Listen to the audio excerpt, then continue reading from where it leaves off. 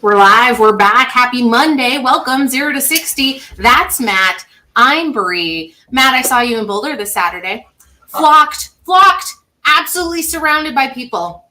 Looking to get a piece is number 60. I saw you in Boulder Saturday as well. And I'm taking the over on 100 people. The individuals you were approached by. I think it's over 100. So it was over 100? Yeah. And look, I wasn't keeping track. I love it. It was awesome. The fans were fantastic. The game was fun. Look, the game was fun. It was great to see everybody. My boy Andre Gerard went into the Hall of Fame this weekend with Nate Solter and the great Bill Harris. But I played with Dre and played against Dre for years. And I personally think he's the best offensive lineman I ever played against in college and the NFL, and should be in the Ring of Fame for the Dallas Cowboys with multiple Pro Bowls. Look, just to see Dre and Strick and Donald Strickland and Brady McDonald and all my boys, it was a great weekend. To be up there with you and my sons was incredible. Look, the game didn't go the way we wanted it to go.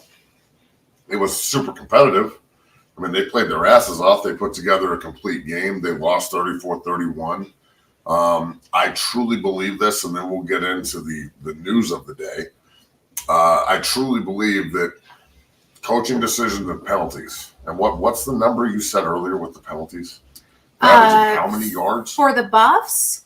Like 74 and a half yards per game. They're the fourth most penalized team in the country. That's not good. That is a lack of discipline. And, you know, the coaching staff's got to get that under control in the offseason because, to be completely honest with you, let's be real. SC's a one-score game, 48-41. Penalties and mistakes cost you that game. Stanford, you're up 29-0 at halftime and losing double overtime. Penalties and mistakes cost you that game. Oregon State's a one-score game. Penalties and mistakes cost you that game. Remember the snafu at the end of the first half where they had 45 seconds left and threw the ball 3 times and gave Oregon State a touchdown. Essentially because they gave them time and they scored a touchdown, lost by 7. And then this week, the 34-31 loss with multiple penalties. And look, Arizona had more penalty yards than Colorado. But, I hate to say this, Arizona didn't ice their own kicker. Okay. All right. We have to get into that portion of it. But before we do, I got to say 0 to 60 is sponsored by BetOnline. The last of the major sports leagues is off and rolling, and college basketball is on its way as well. BetOnline remains your top spot for all your live betting action and contests. NFL, college football, UFC, NHL, they're all in full swing, and BetOnline is your number one source for wagering news, odds, trends, and predictions. All hoops betting action, along with every other sport, is available at your fingertips, both with desktop and mobile access at any time. Head on over to BetOnline today and remember to use our promo code BELIEVE, that's BLEAV, for your 50% off welcome bonus on your first deposit, because BetOnline is where the game starts. Matt, you said ice your kicker. Maybe we should kind of walk through what led to that, because it was a heartbreaker at Folsom Field. And honestly, we have to talk about what happened because there was costly penalties. You mentioned the 74 and a half yards per game. But it looked like CU could not only keep pace, but they could pull this one off despite mistakes. What ultimately led to the downfall for the Buffs? I think it was just that. I mean, look, if Coach Prime or whoever called the timeout doesn't ice the kicker, maybe he makes it. I mean, I've never seen anybody ice their own kicker before. So that, and look, I'm torn on this next statement. The icing the kicker thing, yeah, that was a single play that led to Arizona getting the ball and then the inability to stop the run, and they had 4 explosion runs of over 60 yards. I don't know how many rushing yards they had, but it was well over 200, I'm sure. That's on the 3 technique and the nose tackle and the Mike linebackers, and that's a different conversation. The 4th and 1 punts at the middle of the field. Now, 2 of them were coffin corners that worked out. 2 of them were coffin corners that worked out. Arizona went 3 and out. They punted the ball back to Colorado, and Colorado scored touchdowns. That's the right decision. The last one that they did, they punted the ball, and Arizona went 99 yards and scored. At some point in the game, you have to go for it for 4th and 1 at the midfield when you know you can't stop the other team, and they just couldn't. So decisions to punt the ball late, decisions to ice your own kicker, penalties and mistakes led to another loss. And there's 4 wins there for the Buffs that are squandered in one-score games. And look, the great Mark Johnson said this after the game. My man Joel Klatt says it constantly. And Coach Prime is not immune to this in any way, shape, or form. No coach is. When you're rebuilding a program, regardless of the transfer portal or not, the community and the consistency hasn't been there in Colorado for years. You gotta find a way to lose big. And they haven't done that really. They haven't really gotten their ass kicked except for Oregon. But they're losing close. And then the next step next year, they'll win close. And then as they mature, they'll win big. And that's the way that the programs really roll here. And I think it'll be accelerated into next season with the transfer portal and with the growth of Shador, Shiloh, Travis Hunter, and the other young guys on that football team. So a lot of heartbreak and pain and misery here. But you know what?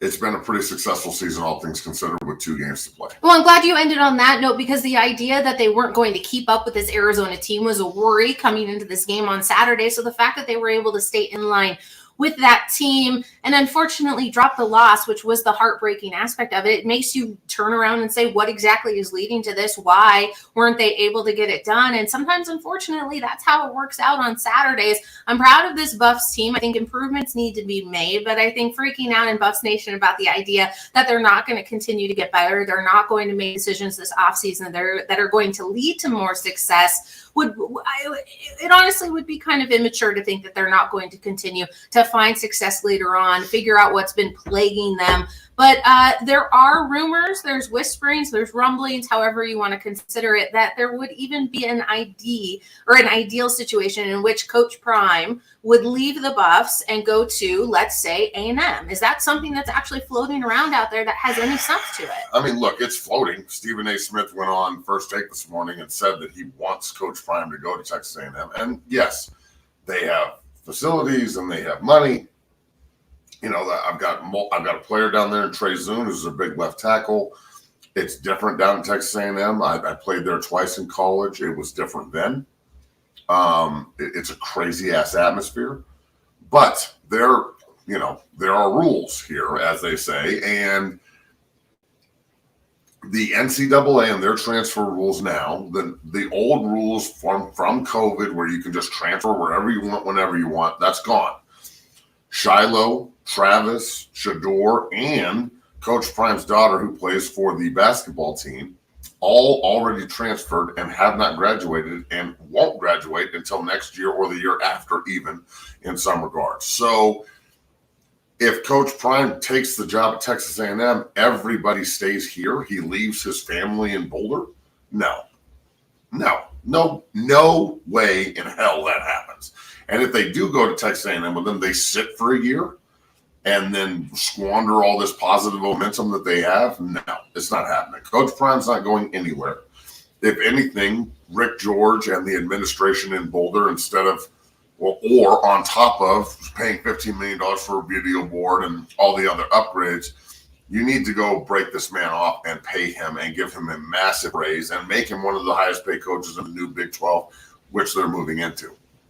And you need to do it now and put all these rumors to rest so they stop losing commits. They lost the number 1 commit in their class, a 4-star receiver who was the first commit.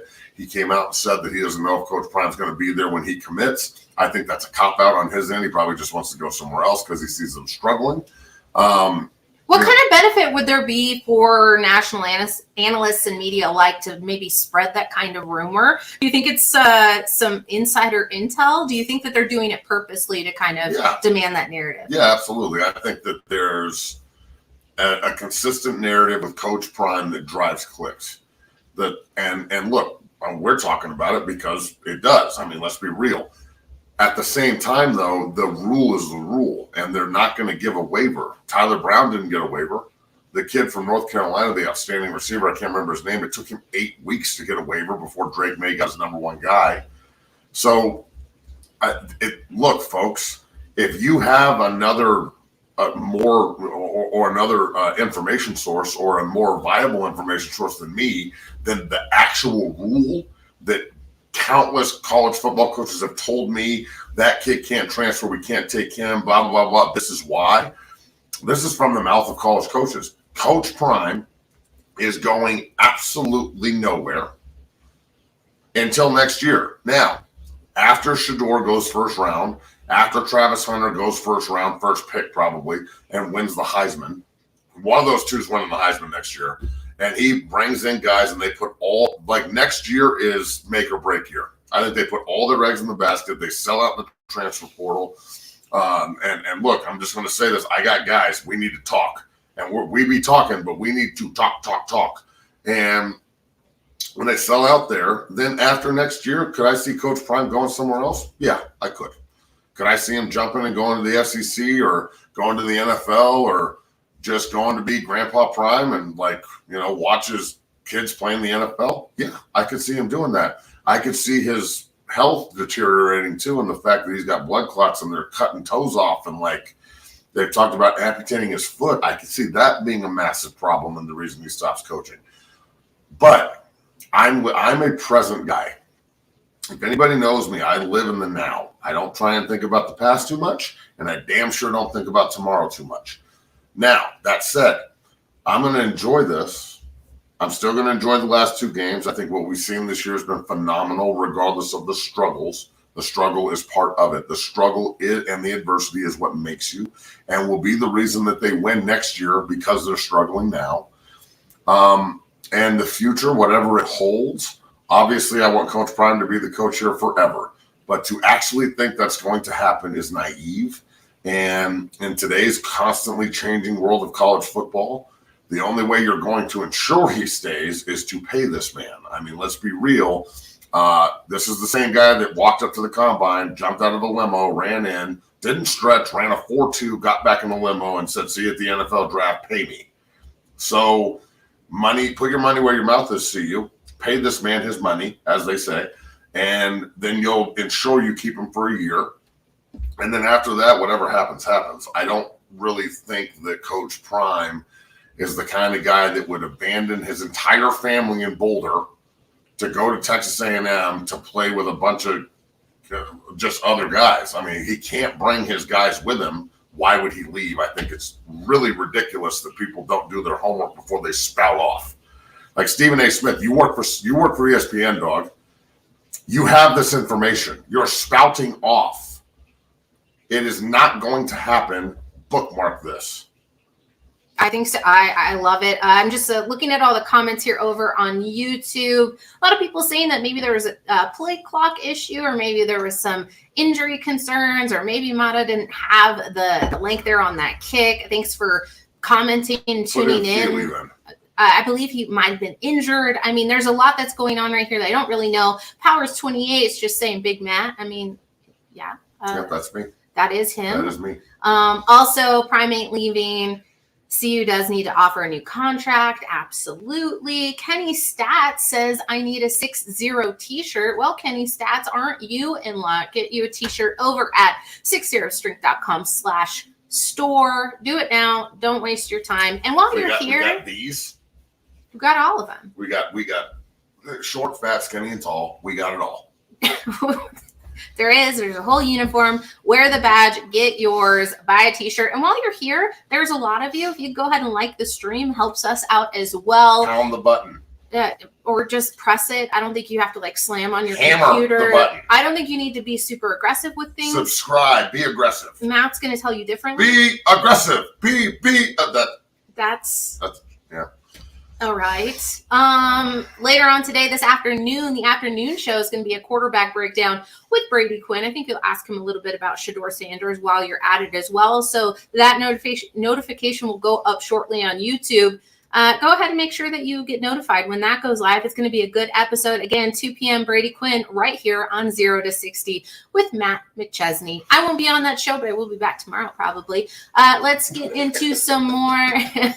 Probably, maybe. If you're lucky, she'll come back. Maybe if you like the stream, if we get 100 likes on this stream, maybe I will come back. Hey, otherwise, I don't really feel like it. She makes the show look good. If it's just me, it's just Fist City for like 30 minutes. Just this and this look exactly the same. Careful with your hand signals. Carter said he slammed the like button. There you go, Carter. Carter, you better be subscribed or you're off the team. Let's see what's going on. Power said, Matt, you being real is much appreciated, man. No sugarcoating, just honesty. We're not the most honest buff show for not a reason. I don't know what I'm saying. I'm going through comments here. I'm vamping before we get on to the next topic. Prime said he ain't going nowhere. Well, of course he is. What else is he going to say? I mean, I don't think he's going to go anywhere, but could you imagine if a head coach went up there and said, you know what, I'm just not, I don't know if I really feel committed to this anymore. I don't know if I'm going to show up next time. Listen, Coach Prime's a lot more committed. Recruits and their parents want stability. Listen, brother, there ain't no stability in college football anymore. You better get in where you fit in. You better use social media. You better find NIL money. You better train. You better understand that you sign liability, and there's people that need football and there's people that like football. And if you just like football, the people that need it, that will do anything for it, will take your fucking lunch money. So you can sit here and talk about stability all you want. There ain't nothing stable about football. There's no guaranteed contracts. There's 1,000% injury risk, and real motherfuckers are out here to take lunch money. So you can pray for stability. Go to Harvard, get a law degree. If you want to play football, you better be tough as fuck. Adversity's coming. You're gonna fail. Learn how to wake up and go to work every day, and then earn your stability by busting your ass and getting your pension and getting paid. That's the only way to do it. You cannot and will not get stability as a recruit. No one owes you shit. The only thing you're entitled to is oxygen. Get fucking right or go be a fan. Absolutely. We're going to continue to talk some college ball right now. If you have questions for Matt, go ahead and drop them in the chat. I'll get to them when I get to them. I'm not making any promises. You are yelling, but that's okay. I'm used to you being loud, and that's just how it is. Stability. Stability is kind of a dirty word. I think that when you're looking for stability, you're fighting some comfort too. The direct ability to like build strength and adaptability and evolve through the changes. There ain't no comfortable football. There's no comfortable two-a-days. There's no comfortable training camp unless you're with the Broncos. There's no comfortability. If you're comfortable, you have fuck you money and you're retired probably, and you have 3 contracts. And those guys are pretty comfortable, and they earned it. But if you're comfortable as a player, you're about to get cut. The NFL means not for long. College football has a transfer portal. I mean, come on, man. If you want stability and comfort, go do something else. If you're actually sitting here acting like that's going to happen, ask the guys at Texas A&M how comfortable and stable they are today, or Boise State, or Mississippi State. How comfortable are the defensive players at SC that just lost their defensive coordinator? There is no such thing as being comfortable. It's, are you tough enough to do this job, and can you handle the adversity, and can you be coached hard, and do you really want to do this? Or probably like this, whoever said that shit, you're probably the guy that wants free school. You just want a scholarship for your kids so you don't have to pay for college. And that, in my opinion, free school seekers are the reason college football has this problem. Allow me to back off a little bit and we will move forward. We can't now. I want you to say hi to Travis. Travis said I wanted to chat with you, but you were swamped by people. I assume it means on Saturday. I'm so ready for the Big 12. Let's fucking go. Amen, brother. Travis, don't hesitate. Shoot your shot, man. Walk on over. Can I explain the adversity I went through in college and the NFL? Do we have time for this shit? Yeah, please. Okay. Continue. Look, okay. So, should I just list it? I mean, go. Okay. Run with it. First of all, when I was in college, my third year, I had an air conditioning system dropped on me out of the ceiling randomly. I got sued for downloading music. Thanks, bro. I'm a registered internet pirate. These are facts with the FBI. They came and took my shit. I had to do my thesis on a typewriter. When I was a rookie in the NFL, 2 days before training camp started with the Rams, I got West Nile virus and woke up on the floor, and then got cut by mail when they told me they were going to put me on the PUP list because I was sick while I was on a ventilator. They didn't even call me. They just sent me a FedEx to the hospital. I could have quit then, and everybody told me to just go get a job. Oh, this was my favorite one. Go get a job and go to the bank and get a job. And I was like, I'm not a fucking banker. Thank you, though. So I kept working until the Jets gave me an opportunity. Got signed to the practice squad, got on the active roster, played a bunch. It was awesome. Coach got fired. I was the last guy cut my second training camp. They told me, do you want a job or do you want to play defense? I said, I'll take a job. They said, you're a guard. So I switched positions. I had a week to learn the playbook. I have my master's degree in football, and you want to take the Pepsi challenge, come down to the gym, and I'll blow your fucking socks off because I learned it in a week. Then I went to Europe. I broke my leg on the last play of the championship game, had to go on IR. Got cut, went to Miami, dealt with a bunch of bullshit down there, lived in a hotel, got rolled up on in the game, tore everything in my knee. They told me they didn't have any room for hurt guys. So I could have quit then too. Then I got signed by the Broncos, came here. I stepped on Jarvis Moss's foot the last day of training camp and broke my right ankle, went on IR again, came back the next year, signed nine injury waivers on my hands, my ankles, my knees, my shoulder, my neck, my back. I mean, concussions. So if I get hurt, I don't get shit. Just to have my best friend in the world, Justin Bannon, run me over in a golf cart going 60 miles an hour with Lonnie Paxton and another 300-pounder in it, drunk as fuck on a golf cart on a golf course that I don't even like. That was pretty fucking embarrassing, and that was the end of it. And then I funneled all this knowledge into my business when everybody told me to go get a real job. I don't do that shit. So if you want to sit here and talk about motherfucking adversity and not quitting, I kind of know what I'm talking about. So everybody else that wants to sit here and act like the fucking hangnail you got as a freshman and the coach fucked you over and that's why you quit. No, you quit, dog. No one fucked you. No one. I think what we need to do, when's the last time you did a deep dive on this and really walked through all of that? Because I don't think it does it enough justice that you just ran through it like it was a speed course. I mean, we're going to have to do an entire episode on just the pitfalls of Matt McChesney's life. But look, I'm not looking for fucking sympathy. I don't talk about this shit very often. I don't really bring it up. I'm not sitting out here acting like I'm special or overcame anything. I just have work ethic. And thank you, Lynn McChesney and Dave McChesney, for waking me up every day at Triple Creek Ranch and busting my ass because I didn't understand it when I was a kid, but I damn sure understand it now. And it's the reason we're up at 5 a.m. and my boys were in there at 5 a.m. grinding this morning while your fucking kids are asleep, but you want to play college football. So look, man, there's a reason I am the way I am. I can't hide the fact that I've gone through hell and lived and smile every day because of it. So if you want to sit here and act like you're not going to go through adversity, you must be a trust fund baby because this motherfucking world's a bear. And Coach Chris Wilson in college told me this a long time ago. The game owes you nothing. You owe everything to the game. Mark Schler says this constantly. It is an honor and a privilege to play this game. Give it everything you got because your body's going to go eventually. And you don't know when your last rep's going to be your last rep. I didn't know that the last time I ever was going to play was in a preseason game. I didn't know that.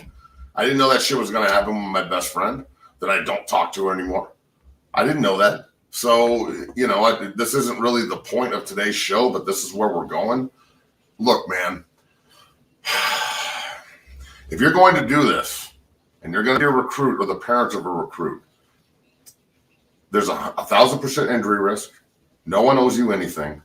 You've got to remove the emotions from this, and you got to treat it like the cutthroat business it is, which means you have to be cutthroat. You have to be the mercenary, and you got to stop giving a fuck what anybody thinks other than you. If you are a kid and you sit down in front of me and I say, where do you want to play? And you say, I want to play at Colorado for Coach Prime, and your parents scoff at that, stop talking to them. They're not supporting you. Your coach scoffs at that, he ain't supporting you. Period. Anybody that doesn't back you on your goal as a kid or as a player, they're either living vicariously or they really don't think that you can play. And those people don't get the shine when you achieve. We went off on a little bit of a tangent today, but I think it's important to do so much so that you've turned one of your own trolls to your side. I must say he's starting to win me over this morning. Maybe it's Bree. Still debating. Glad to have you here, Coach Kev. No matter how you look at it, viewers, 131 people watching that I can see over on this screen. If you want to go ahead and like the stream, you help me out. Don't even think of it as a favor to Matt. I was using Napster. Are you reading the comments? So, Smuggles KB asked, was it Napster? Of course it was. Yeah, so my brother Nick, God rest his soul because he's passed, and my best friend, he came over one day to the house and he was like, hey, you can just download music and we'll put it on CDs. And I was like, fuck it, I don't know shit about computers, but do it. So he set it up and I was like, I'm not going to get in trouble with this, right? And he goes, nah. And I was like, cool. And then all my friends came over and downloaded everything from every porno available on the internet to fucking Travis Tritt, I don't even know who that is, to Metallica, Lamb of God, like Britney Spears and shit. I mean, what the fuck? And then like a month later, I was in training camp and Dave Platty, the great Dave Platty, walks up to me after a two-a-day and he's like, hey, you know, Rolling Stone is here and like there's all these people that want to talk to you. And I'm like, shit, kick ass, man. Rolling Stone, I'm a huge metalhead. Let's go. So I walk over there and the first thing they say is, hey, Matt, how does it feel to get sued by the RIAA? And I'm like, the fuck is the RIAA? And Platty just grabs me, pulls me away. And I'm like, good way to really, you know, figure out the question they were going to ask me, Dave. And so I go home that night and I walk right in my door. It's almost like they were waiting for me. And they were. I walk in my door. I turn around. I open the door and they're like, Matt McChesney. And I'm like, good guess. And he hands me a fucking pile of paperwork. This, you've been served. He hands it to me. And not the first time I've been served and not the last time I've been served. And it's like you're being sued for downloading music. They wanted $1,000 a song or like a file. And there was like 35,000 files. And they printed all of it in the newspaper. And they like read it in the team room. It was pretty funny. And it was just like country music because my boy Quinn is from Iowa and he, you know, loves that shit. And then all my music and then just porno. I didn't even watch any of it. I got jobbed. I don't even know where to legitimately go with this show anymore. I'm having. It's gotta be the best show of the last show. I'm just having a hard time. Okay, and I want you to be aware of that. I want you to really know what's happening here. On to the next one. People are asking questions. I'm just giving the people what they want. You gotta wait for me to pitch you the questions, Matt. I just want you to be aware of that. Kenny says bro is a victim of Lars. I'm going to kick that guy's ass one day, I swear to God. I love Metallica, but I'm going to whip Lars's ass. I'm going to get my fucking movie check. If you guys maybe want to listen to us break down the college football games from this week, you can tune in to Mile High Sports Radio. Follow me over on Twitter. Bree Maestas 303.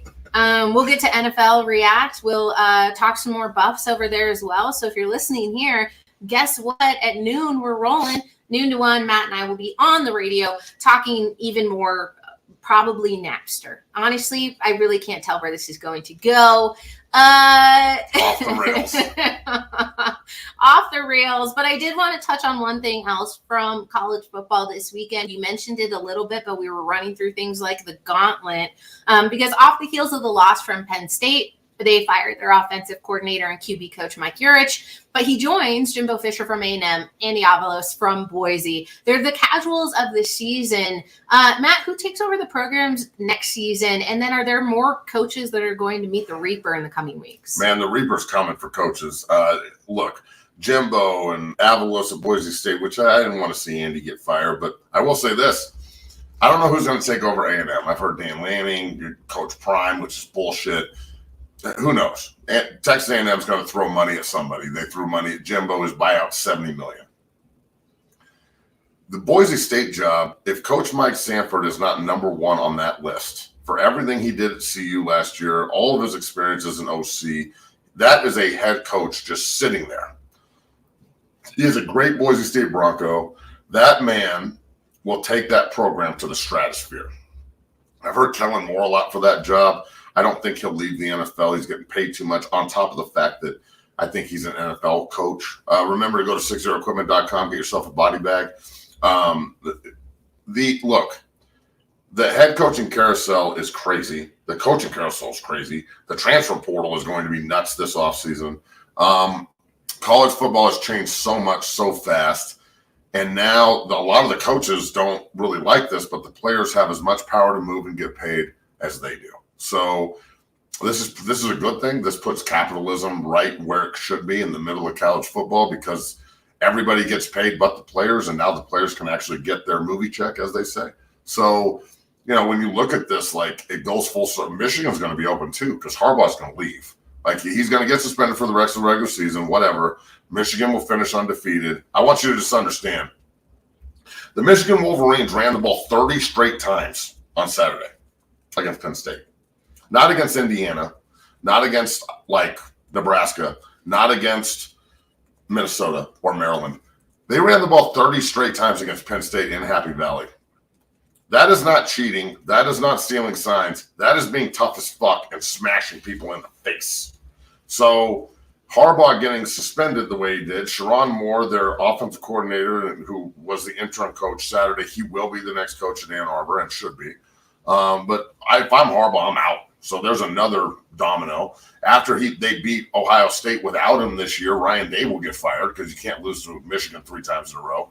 So there's another domino. Who gets hired there? Do they promote Fry? Do they hire Tony Alford? Like, there's so many guys around college football that are worthy of these jobs.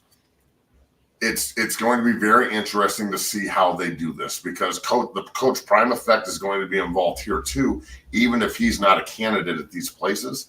If you're an AD, how do you not look at the obscure candidate that maybe nobody thinks you should hire and not look at him hard these days? Because Coach Prime was the obscure candidate last year that nobody wanted to hire, and we see what that has done. So I think that, like, A&M and Arkansas and Boise and Mississippi State and all these other schools that are going to open up, they really need to look a lot harder at the candidates, rather than just, this guy has experience and he built a program in, like a Division II program here. I'm not saying he shouldn't get the job. I'm saying that you really need to comb the coaching stratosphere, not only for coaches, but ex-players. Look at Antonio Pierce with the Raiders. Just give a man an opportunity, and an ex-player that's never been a head coach before is motivating the shit out of a room full of football players. Weird. Ex-players can motivate players. What a shocker. Shocking! I know. No, it is shocking. I understand that. I'm putting out a tweet. Well, I'm putting out a message in the chat that there's a lot of questions coming through. We can't sit here and answer them all right this second. But what I'm going to ask you to do, for everyone who's watching, go tweet at 60 Academy over on Twitter. We'll grab some questions for a mailbag episode later this week, or at least an entire segment to do so. Use the hashtag Ask60, and that's 60. Or you can go ahead and tweet at me, and I'll go ahead and figure it out. And we'll get these questions to Matt so he can answer them, and he can have the entire time to go ahead and go off on these subjects, because I think it's important and it brings great insight, and you guys really want to know what's going on as far as the answers to these questions. And honestly, if we get enough of them, we could probably do it tomorrow morning, so it's still pertinent and topical for what happened on Saturday with the Buffs. But really, run through it, tweet at Matt, use the hashtag. Otherwise, he's not going to see it because his timeline's a little busy, and honestly, I'm the one who's going to have to comb through it and get to these questions. So make it easy on me if you can.